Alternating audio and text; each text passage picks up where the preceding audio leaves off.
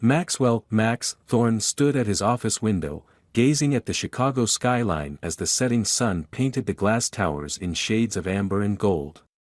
At 52, he had built everything he'd ever dreamed of, a successful investment firm, a beautiful home in Lake Forest, and what he had always believed was a perfect marriage to Catherine, his wife of 25 years.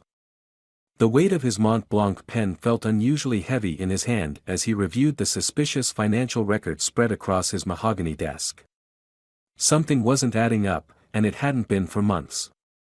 As a financial advisor who had built his reputation on attention to detail, Max couldn't ignore the irregularities any longer. "Mr. Thorne." His assistant, Sarah Chen, appeared at his door. "Your wife called again. She wanted to remind you about dinner with the Hendersons tonight." Max nodded, suppressing a sigh. The Hendersons, James and Victoria, had been their closest friends for the past 15 years. James was his golf partner and confidant, Victoria the person Catherine called first with any news or crisis. Their weekly dinners had become a tradition, a cornerstone of their social lives. "Tell her I'll be there," Max replied, his eyes still fixed on the documents before him. "And Sarah? Could you pull the transaction records for the Riverside Development Project?" "All of them, going back 18 months. Sarah hesitated. "Even the private investor files?" "Especially those." After she left, Max loosened his tie and opened his bottom desk drawer. Behind a stack of folders lay a small black notebook, his private record of inconsistencies he'd noticed over the past few months. Small discrepancies in numbers, mysterious meetings that appeared on calendars and vanished, whispered phone conversations that ended abruptly when he entered rooms. His cell phone buzzed, a text from his son, Marcus, now in his final year of law school. "Dad, got a minute to talk?" Something weird came up with Mom's trust fund paperwork. Max's stomach tightened. He'd set up that trust fund for Catherine 15 years ago, after her father passed away. It was meant to be her safety net, something independent from their shared assets. He hadn't looked at those accounts in years, had trusted her to manage them as she saw fit. The elevator ride down to his waiting Tesla felt longer than usual. Chicago's early autumn air carried a hint of winter's bite, matching his growing unease. As he drove north toward Lake Forest, his mind wandered to the moment he first met Catherine at Northwestern's library. She had been studying art history, her long auburn hair falling across textbooks filled with Renaissance masterpieces. He'd been the ambitious business major who couldn't take his eyes off her. The Hendersons' Tudor-style mansion loomed ahead, warm light spilling from its windows. Max pulled into the circular driveway, noticing Catherine's Mercedes already parked near the entrance. As he reached for the door handle, his phone buzzed again, an email notification from an anonymous account. "Mr. Thorne. You don't know me, but I believe you should know what's happening at Riverside Development after hours. The attached photos might interest you. Sometimes the biggest betrayals come from those closest to us." His finger hovered over the attachment. Through the Hendersons' bay window, he could see Catherine laughing, her hand resting casually on James's arm as Victoria poured wine. They looked so natural together, the four of them, as they had for years. Max took a deep breath and tapped the attachment icon, unaware that this simple action would shatter the carefully constructed reality he had built his life upon. But the photos wouldn't load. Not yet. Poor signal, perhaps, or maybe divine intervention. He had to go inside, had to sit through another dinner pretending everything was normal, all while carrying the weight of unread revelations in his pocket. The door opened before he could knock. Victoria Henderson stood there, radiant in a black cocktail dress, her smile warm but her eyes holding something that might have been concern, or was it guilt? "Max. We were starting to worry. Come in, come in. James just opened the most amazing Bordeaux." He stepped into the warmth of their home, the scent of Catherine's favorite rosemary chicken in the air, and forced a smile. Sometimes, he would later reflect, the most devastating moments in life arrive dressed as ordinary evenings, waiting to reveal their true nature when we least expect it. The Bordeaux tasted like ash in Max's mouth as he watched Catherine laugh at another of James's stories. 25 years of marriage had taught him every nuance of her expressions, every subtle shift in her body language. Or so he had thought. Now, watching her through the lens of growing suspicion, he wondered how much he had missed, or chosen not to see. "Max, dear, you've barely touched your food," Victoria observed, her perfectly manicured hand reaching for the wine bottle. "Is everything all right at the firm?" The question carried an undercurrent that made Max's skin prickle. Victoria had always been perceptive, too perceptive, perhaps.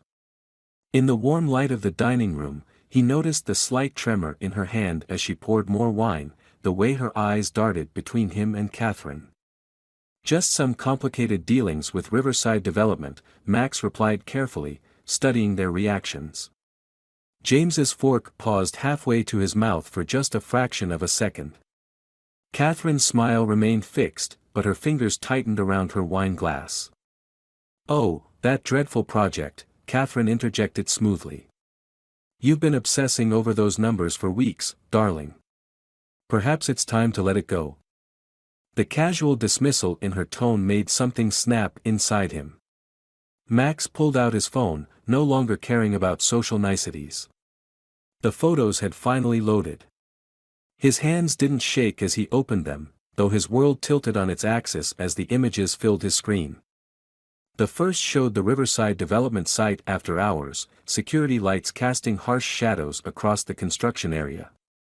A couple stood in intimate embrace near the temporary offices.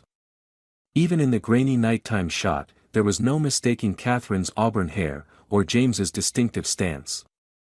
The next photos were worse: documentation of money transfers, private account statements, evidence of funds being systematically diverted from the project into offshore accounts. But it was the final image that drove the air from his lungs, a certificate of ownership for a beachfront villa in the Cayman Islands, dated 3 months ago, in both Catherine's and James's names. "Max?" Catherine's voice seemed to come from very far away. "You've gone quite pale."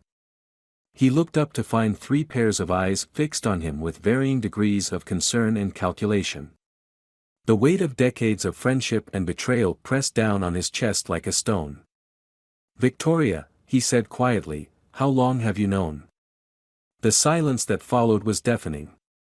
Victoria's face crumpled, tears welling in her eyes as she pushed back from the table. "I tried to tell you," she whispered. "So many times, I tried." Catherine's chair scraped against the hardwood floor as she stood. "Max, whatever you think you know. Don't." His voice was steady, belying the earthquake happening inside him. "The villa in the Caymans, Catherine. Planning your escape route while stealing from my company?" James moved then, reaching for Catherine's hand with the ease of long practice. "It's not what you think, Max. We can explain everything. Can you explain the $12 million missing from Riverside? Or the fact that my son just found irregularities in his mother's trust fund?" Max's laugh sounded foreign to his own ears. "God, I've been so blind." Victoria's quiet voice cut through the tension. "There's more, Max. So much more. And you deserve to know all of it." She walked to a small writing desk in the corner, pulled out a thick manila envelope. "I've been gathering evidence for months. I couldn't live with myself anymore." Catherine's face transformed, her carefully maintained sophistication cracking to reveal something ugly beneath. "You treacherous bitch," she hissed at Victoria. "After everything we've done for you." "Everything you've done to me," Victoria corrected, her voice gaining strength. "The blackmail, the threats about my daughter's college fund, using my gallery to launder your dirty money." Max watched the scene unfold as if from a great distance. The elegant dining room with its crystal chandelier and expensive art now felt like a stage set, a carefully constructed facade hiding years of deception. His phone buzzed again, another message from Marcus. "Dad, I've found something big. Don't trust Mom's lawyers. Call me ASAP. I think, Max said, standing slowly, this dinner is over. He turned to Victoria, I'd like that envelope, please. And then I'm calling my son. You'll destroy everything, Catherine said, her voice low and dangerous. All of our lives, everything we've built. You did that already, Max replied, an odd calm settling over him. The question now is, who's going to survive the fallout? As he reached for the envelope, James moved with unexpected speed, lunging across the table. The Bordeaux bottle crashed to the floor, spreading like blood across the imported carpet. In the chaos that followed, Max would remember thinking how appropriate it was, the fine wine they'd shared so many times, now staining everything it touched, just like the lies that had seeped into every corner of their lives. But James had forgotten one crucial detail about Max. Behind the polished exterior of a financial advisor lay the street-smart kid from South Side Chicago who had fought his way up from nothing. And that kid had never really gone away, he'd just been waiting for a reason to re-emerge. The sound of breaking crystal seemed to awaken something primal in the elegant dining room. James's lunge had knocked over not just the wine but the careful facade they'd all maintained for years. Max felt the old instincts surge through his body as he sidestepped the attack, his muscles remembering moves he hadn't used since his days on Chicago's South Side. James, stop. Victoria's scream pierced the air as her husband crashed into the sideboard. Family photos tumbled to the ground, frames shattering, images of shared vacations, children's graduations, moments that now felt like elaborate props in a decades-long deception. Max's hands closed around the manila envelope just as Catherine made her move. He caught the flash of silver, his wife wielding a letter opener like a weapon, her face transformed into something he'd never seen before. In that moment, he saw not the sophisticated woman he'd married, but a cornered predator fighting for survival. You have no idea what you're doing, Catherine hissed, her perfectly manicured hand steady around the makeshift weapon. This goes so much deeper than you know, Max. There are people involved who won't hesitate to destroy everything you love. Victoria stepped between them, her voice trembling but determined. Tell him about Rachel, Catherine. Tell him what really happened to his secretary 5 years ago. The name hit Max like a physical blow. Rachel Martinez, the young secretary who'd allegedly embezzled funds and disappeared, leaving behind a resignation letter and a ruined reputation. He defended her to the board, insisted there must be some mistake, but the evidence had seemed irrefutable. What about Rachel? The words felt like glass in his throat. She found out, Victoria said quietly. About the money laundering through my gallery, about James and Catherine. She came to me first, wanted to help expose it. I was too afraid then, told her to let it go. A week later. She had an accident, Catherine cut in, her voice cold. Accidents happen, Max.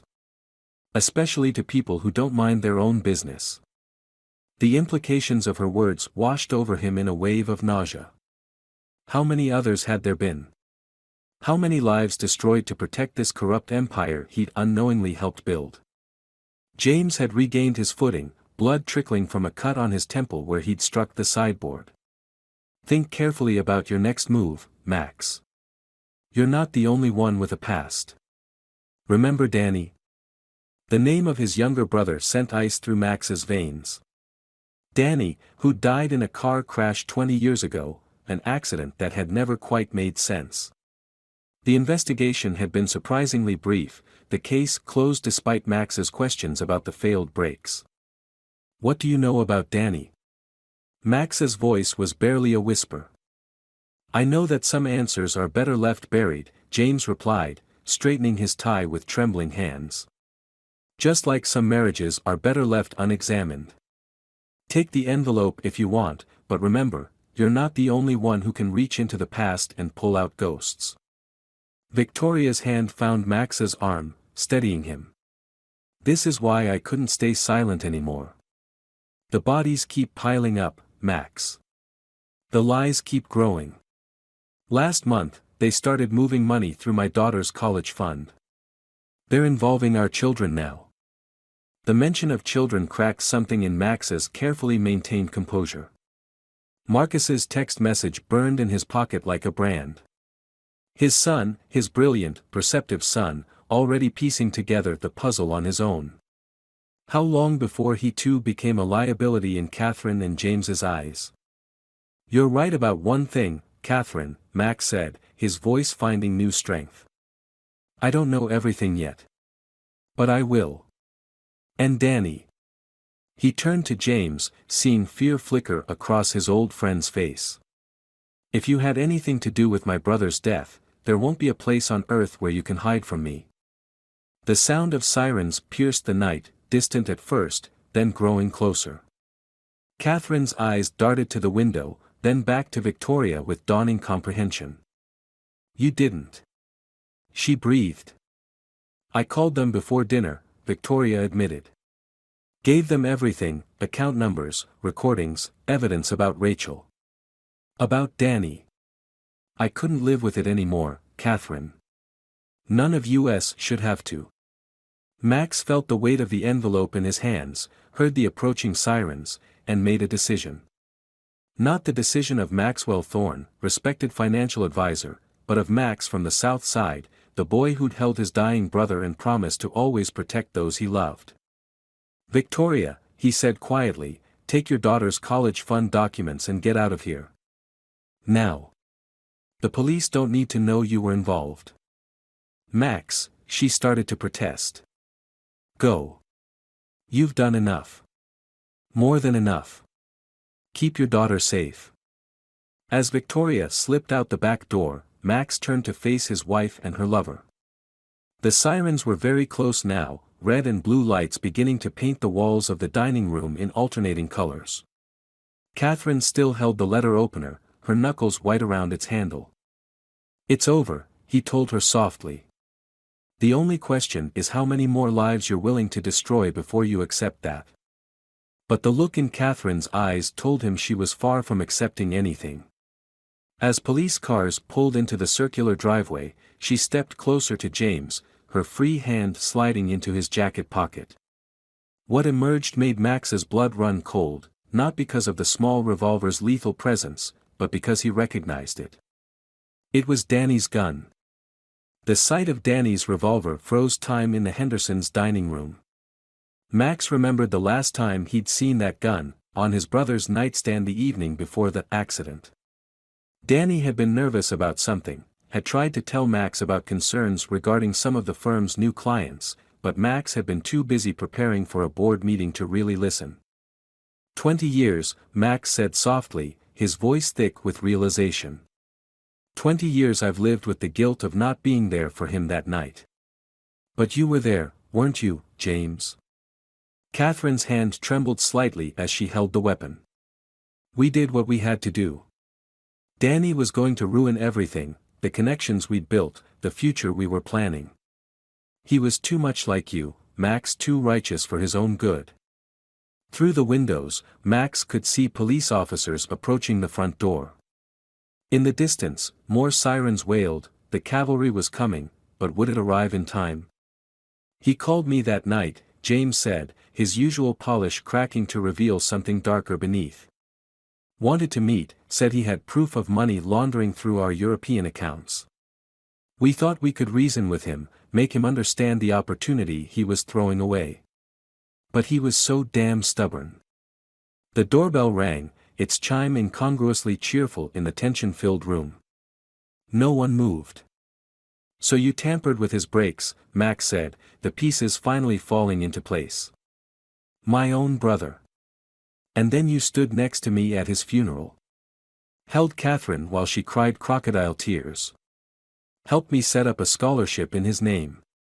We gave you everything. Catherine's voice rose with hysteria. The perfect marriage, social status, connections that made your firm what it is today. Everything you have because of us. No, Max corrected quietly. Everything I have, I built myself. You just made me believe I needed you to do it. He turned to James. And you? I trusted you with my family, my business, my life. Was any of it real? The pounding on the front door grew more insistent. Police. Open up. James's face hardened. You want to know what was real? The look in Danny's eyes when he realized he wasn't going to make it home that night. The way Rachel begged for her life in that parking garage. The reality is, Max, you've been living in a world we created, playing by rules we set. And now you want to burn it all down. This ends tonight, Max said, his voice steady despite the hurricane of emotions inside him. Danny and Rachel get justice. Every penny you stole gets traced. Every life you've ruined gets vindication. Catherine's laugh was brittle. You still don't understand, do you? There is no justice coming. That gun has Danny's prints on it from 20 years ago. In about 30 seconds, it's going to have your prints on it too. And then poor, unstable Max, devastated by the discovery of his wife's affair, murdered his best friend before turning the gun on himself. Quite the scandal for the society pages. The sound of breaking glass came from somewhere in the house, police making entry through another door. Catherine's finger tightened on the trigger. But she had forgotten something crucial about the gun, something only a brother would know. Danny's revolver had a trick to it, a subtle defect in the cylinder release that had to be handled just right. As Catherine squeezed the trigger, Max was already moving, his hand striking the release point with muscle memory born of countless target practice sessions with his brother. The cylinder dropped free, bullets scattering across the wine-stained carpet like dropped coins. Catherine's shock lasted only a second, but it was enough. Max's tackle took both her and James down as the dining room door burst open, police flooding in with drawn weapons and shouted commands. In the chaos that followed, the reading of rights, the handcuffs clicking shut, the evidence being tagged and bagged, Max sat in a daze at the ruined dining table. His phone buzzed insistently, Marcus calling again. But before he could answer, a young detective approached with a familiar face at his side. Mr. Thorne. There's someone here who'd like to speak with you. The woman was older than Max remembered, her dark hair streaked with gray, but he would have known her anywhere. Rachel Martinez stood before him, very much alive, though her eyes carried the weight of years spent looking over her shoulder. Hello, Max, she said softly. I think it's time we talked about what really happened 5 years ago. And she pulled out a worn leather notebook from her bag, about what Danny discovered before he died. He left this with me the night before his accident. I've been keeping it safe, waiting for the right moment. Max stared at his brother's journal, his vision blurring. On the other side of the room, he could hear Catherine's voice rising in desperate negotiation with the officers, offering names, dates, account numbers, anything to save herself. But Max was already opening the notebook, his brother's familiar handwriting reaching out across 2 decades to tell the final story. Mr. Thorne, the detective interrupted gently. We're also going to need to talk about Victoria Henderson. She's not answering her phone, and her car was found abandoned at the lake. The lake's surface reflected the emergency vehicle's lights like scattered diamonds across its dark waters. Max stood at the shoreline, Danny's journal clutched in his hands, as rescue boats combed the area where Victoria's car had been found. The night air carried a bitter chill, or perhaps it was the weight of too many truths coming to light at once. Rachel stood beside him, her presence both familiar and strange, a ghost made flesh, carrying 20 years of secrets. She left a note in her car, she said softly, passing him a folded piece of paper. The police have the original, but I memorized what it said. Victoria was braver than any of us knew. Max unfolded the copy with trembling hands. Victoria's elegant handwriting filled the page. Max, if you're reading this, I've had to disappear for a while. What Catherine and James built goes beyond money laundering. There's a network of powerful people, judges, politicians, business leaders. I've spent years gathering evidence, building a case. Danny discovered the first thread, and Rachel helped me continue his work. But my daughter received a threat today, and I won't risk her life.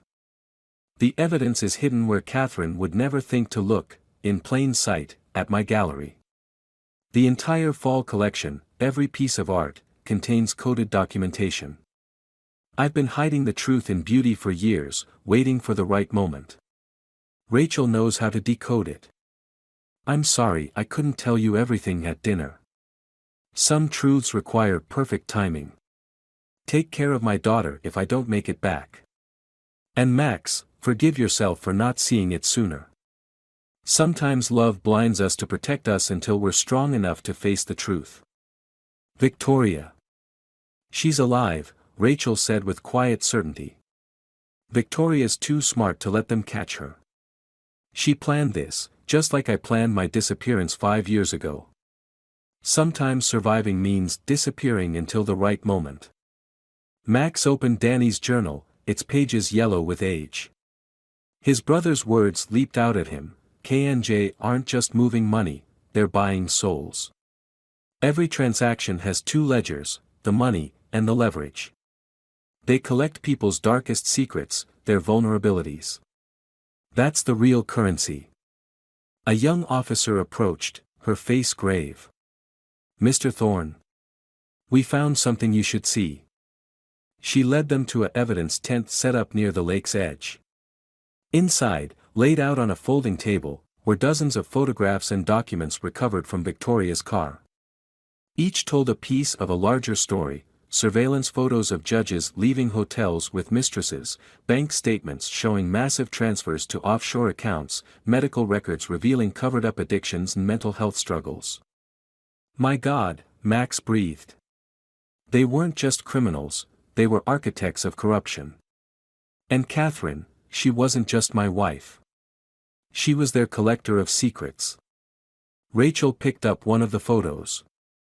Danny figured it out first. That's why they had to stop him. He realized that your marriage to Catherine wasn't a love story, it was a long-term operation. They chose you because of your potential, your connections, your desperate desire to rise above your South Side roots. The truth hit Max like a physical blow. Every anniversary dinner, every thoughtful gift, every intimate moment, all carefully orchestrated steps in a decades-long manipulation. He sank onto a folding chair, the weight of 25 years of lies threatening to crush him. But then his phone buzzed, another text from Marcus: Dad, I'm at Mom's gallery. You need to see this. And I'm not alone. Attached was a photo that made Max's heart stop. Marcus stood next to a young woman who could have been Victoria's twin 20 years ago. Her daughter, Emma, looking terrified but determined. She came to me, Marcus wrote. Said her mom told her to find me if anything happened. Dad, the paintings on the walls. They're not just art. They're evidence. And someone just tried to break in. Rachel was already moving toward her car. The gallery's only 10 minutes from here. Emma knows how to access her mother's files, and Marcus has a law enforcement contact from his internship at the DA's office. But if Catherine's people realize what Victoria hid in those paintings. Max looked out at the dark lake one last time, sending a silent prayer for Victoria's safety. Then he felt something he hadn't experienced since his South Side days, the pure, clarifying focus of righteous anger melded with purpose. Danny, he whispered, clutching his brother's journal, I'm finally going to finish what you started. But as they sped toward the gallery, Max couldn't shake the feeling that Catherine had one final card to play. His soon-to-be ex-wife had spent decades collecting secrets and weaknesses.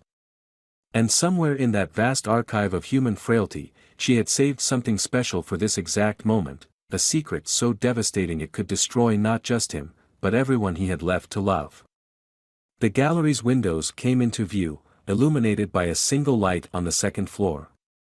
And through the glass, Max caught a glimpse of movement, a shadow that shouldn't be there, carrying something that glinted like metal in the darkness. The gallery's silence held the weight of decades of secrets. Max moved through the darkness with Rachel close behind, their footsteps whisper soft on the polished floor.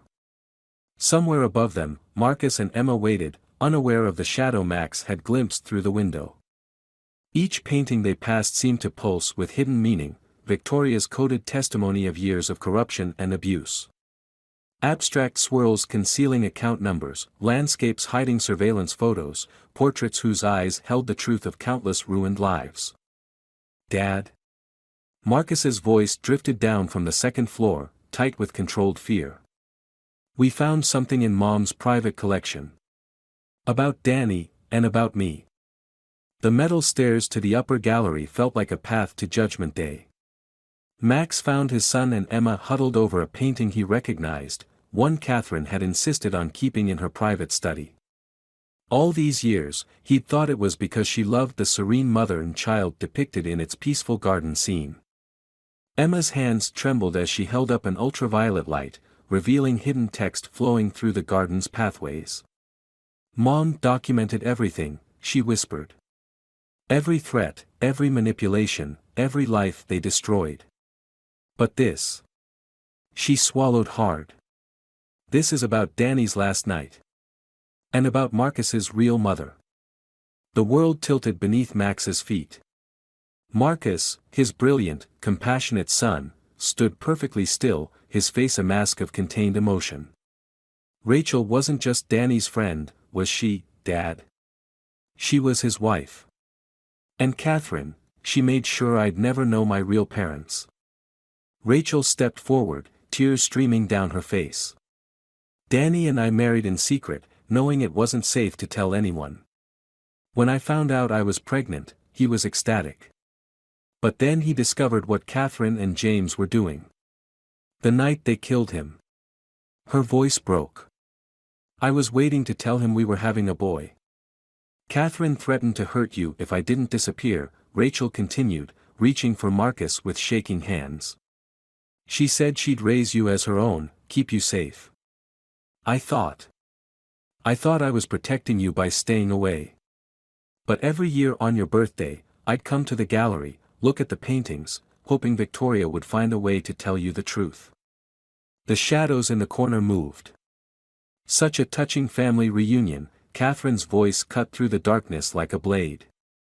She stepped into the light, holding not a gun this time, but a small remote detonator. Did Victoria's little art project really think it would be enough? That her encoded paintings would bring down everything we built? "It's over, Catherine," Max said quietly. "The police have your files, your contacts, everything. James is already talking, trying to save himself." Catherine's laugh was hollow. "You still don't understand what real power is, do you, Max? Why do you think I'm not in custody right now? One call to the right judge, one reminder of certain indiscretions. Amazing how quickly handcuffs can come off." She gestured to the paintings around them. "Victoria's evidence. In about 60 seconds, this entire gallery goes up in flames. Insurance will call it an electrical fire. Such a tragedy, all that beautiful art, lost forever. Along with the last traces of Danny's real legacy." Emma stepped forward, her mother's quiet strength evident in her stance. "Except I've spent the last hour photographing, uploading everything. Mom didn't just hide evidence in the paintings, she built a deadman switch. The moment you try to destroy her gallery, everything goes public. Every server, every news outlet, every law enforcement agency in the country." Catherine's composure cracked, just slightly. "You're bluffing." "No," came Victoria's voice from the shadows. "She's not." Catherine whirled to find Victoria Henderson emerging from a hidden door behind a large canvas, very much alive and holding a phone displaying a live news feed. On the screen, headlines were already breaking about a massive corruption scandal involving prominent Chicago figures. "I learned from you, Catherine," Victoria said softly. "About patience. About keeping secrets. About waiting for the perfect moment. But you taught me something else too, how corruption destroys everything it touches. How it turns love into poison, truth into weapons." Police sirens wailed in the distance, growing closer. Catherine's fingers tightened on the detonator. I can still take you all with me. No, Max said, taking a step toward her. You can't. Because for the first time in 25 years, I see you clearly. You're not some criminal mastermind. You're just, empty.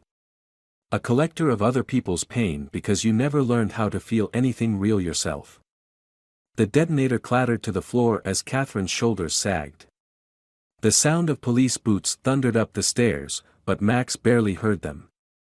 He was watching Marcus and Rachel, seeing 20 years of lost love trying to bridge an impossible gap.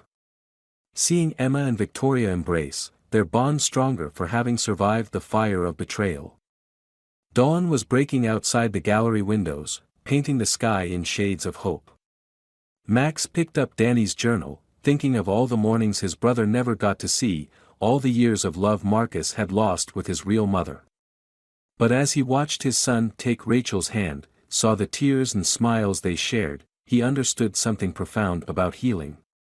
Sometimes, Victoria said softly beside him, the truth doesn't set us free all at once. It just shows us where to start rebuilding. 3 months later, Max stood in the renovated gallery, now transformed into a foundation for victims of corruption and abuse. Victoria's paintings hung proudly, their hidden messages now part of their power rather than their burden. Rachel had moved back to Chicago, taking slow, careful steps to build a relationship with the son she'd lost. Marcus was throwing himself into prosecuting white-collar crime, turning his pain into purpose. And Max? He was learning that family isn't always what we're born into or what we marry into. Sometimes it's what we build from the ashes of what was lost. As he watched Emma guide visitors through her mother's exhibits, heard Rachel's quiet laugh as she and Marcus shared coffee in the corner, felt Victoria's steady presence beside him, he realized that healing isn't about erasing the past. It's about choosing, every day, to face the dawn with hope. To honor those we've lost by loving those we've found. To recognize that even the deepest wounds can become windows, letting in light we never knew we needed. Danny's journal sat open on his desk, its final page a testimony not to death, but to the enduring power of truth and love. Remember, big brother, the light always wins. Not because it's stronger, but because it shows us who we really are. And who we can become.